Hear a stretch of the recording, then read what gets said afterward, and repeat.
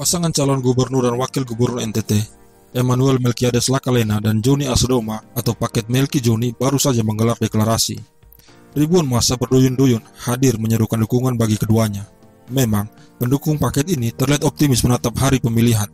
Pasalnya, paket ini memiliki tanda-tanda menuju kemenangan. Ya, tanda-tanda seperti seseorang di terowongan yang melihat cahaya di depan sana. Tanda-tanda ini biasanya amat menentukan dan akan menjadi penuntun pasangan ini. Tanda pertama adalah dukungan dari mayoritas anggota DPR RI asal NTT.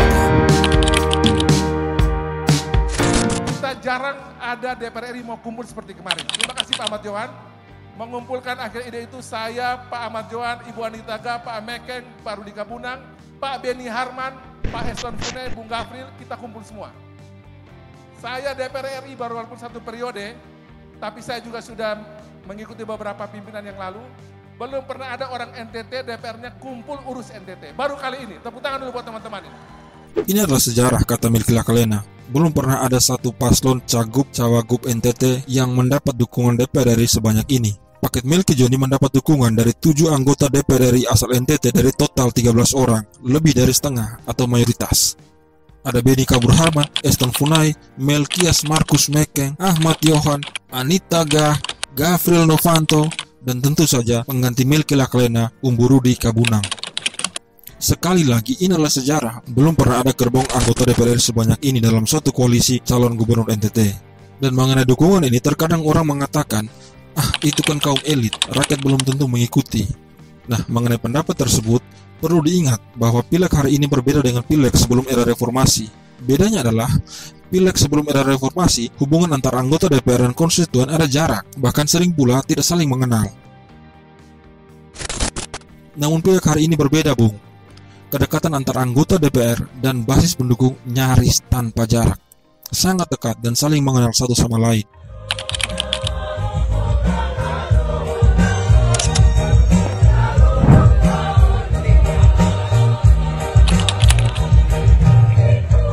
Kedekatan inilah yang nantinya memudahkan anggota DPR menyatukan dukungan basisnya untuk Melki Joni. Kalau Anda tidak percaya, lihat saja basis 5 tahun lalu yang bersama PDI Perjuangan. Basis itu luluh lantah karena mayoritas politisi NTT ada di gerbong Prabowo Gibran saat Pilpres 2024. Nah, karena itu, tanda yang pertama ini akan terhubung dengan tanda kemenangan yang kedua, yaitu koalisi raksasa. Koalisi partai pendukung paket Melki Joni tergolong koalisi raksasa. Ada 11 partai bersama paket ini, yaitu Golkar, Gerindra, Demokrat, PAN, Perindo, Gelora, P3, PKN, dan Prima. Perolehan suara 11 partai tersebut pun terbilang fantastis, yaitu mencapai 1,5 juta suara di seluruh Nusa Tenggara Timur.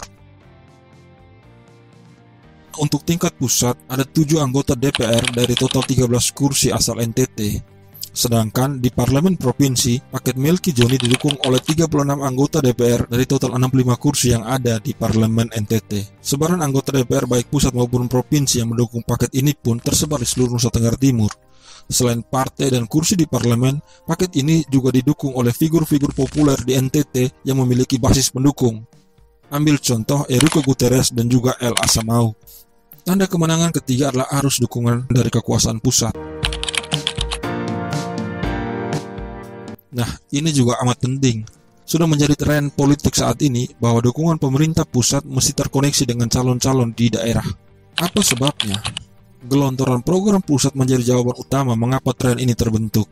Dan memang, hari-hari ini, kedekatan pemimpin daerah dengan pusat memudahkan turunnya program-program ke daerah. Selain program, masih terkait koneksi pusat, ada juga alasan yang cukup mempengaruhi, yaitu adanya kecenderungan di masyarakat yang tak menginginkan pemimpin di daerah menjadi oposisi pemerintah pusat. Untuk NTT, ekspektasi masyarakat untuk Jokowi dan Prabowo tak terelakkan. Bukti teranyar ialah saat Pilpres, Prabowo Gibran menang telak di NTT.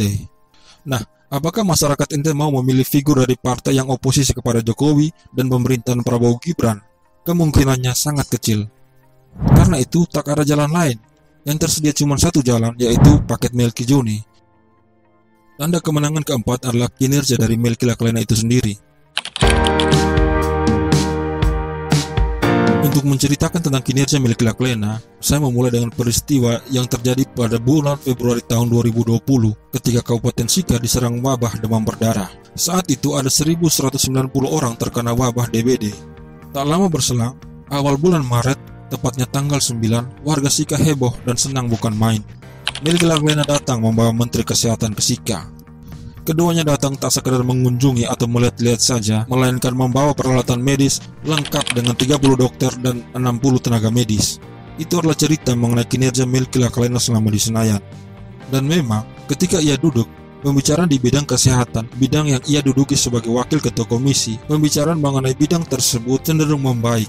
Di bidang infrastruktur misalnya, pembicaraan kebanyakan berkutat soal pembangunan rumah sakit Pratama.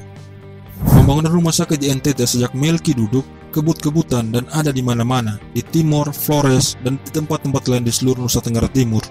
Terbaru, pada tahun ini, ia meletak batu pembangunan bagi rumah sakit di Anfuang Kabupaten Kupang, di Solor Kabupaten Flores Timur, dan di Riuk Kabupaten Ngada. Tentu saja yang paling heboh ialah pembangunan rumah sakit terbesar, yaitu RSUP Benboy yang diresmikan langsung oleh Presiden Jokowi pada tahun 2023.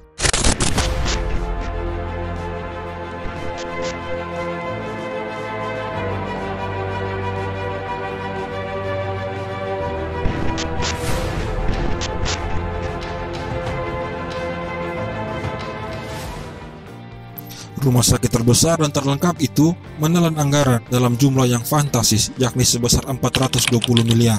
Memang, ada kalangan yang mengatakan bahwa pembangunan rumah sakit itu karena program Jokowi, bukan karena kinerja Melki Laklena. Namun, pendapat itu langsung dibantah. Bantahan ini bukan dari Melki Laklena, melainkan dari Jokowi itu sendiri. Tapi memang ini tentu saja ini atas persetujuan juga DPR RI. Terima kasih Pak Melki dari pimpinan DPR RI yang juga hadir. Maka menjadi jelaslah semuanya, pembangunan rumah sakit di NTT atas persetujuan DPR. Selain itu, di luar jabatannya sebagai anggota DPR RI, Melki juga sering membantu masyarakat di seluruh Nusa Tenggara Timur, bukan hanya di dapilnya. Misalnya saat Indonesia dilanda COVID-19, kabupaten-kabupaten di Flores juga mendapat bantuan dari Melki melalui Yellow Clinic Partai Golkar. Karena kinerja dan bukti-bukti nyata itulah, Melki kembali dipercayakan dengan raihan suara yang cukup mencolok mengungguli para pesaing dapilnya. Tak hanya itu, ia juga berhasil membawa 2 kursi Partai Golkar di Senayan. Selain kinerja Melki Laklena, ada faktor lain yang juga amat mempengaruhi, dan ini menjadi faktor terakhir yang menentukan kemenangan paket Melki Joni, yaitu popularitas dari calon wakil gubernur Joni Asadoma. Saya mau tanya, ada yang belum mengenal saya? Kenal semua? Yang belum kenal saya mau kasih hadiah. Ada? Saya kasih hadiah tiket ke Singapura. Mau?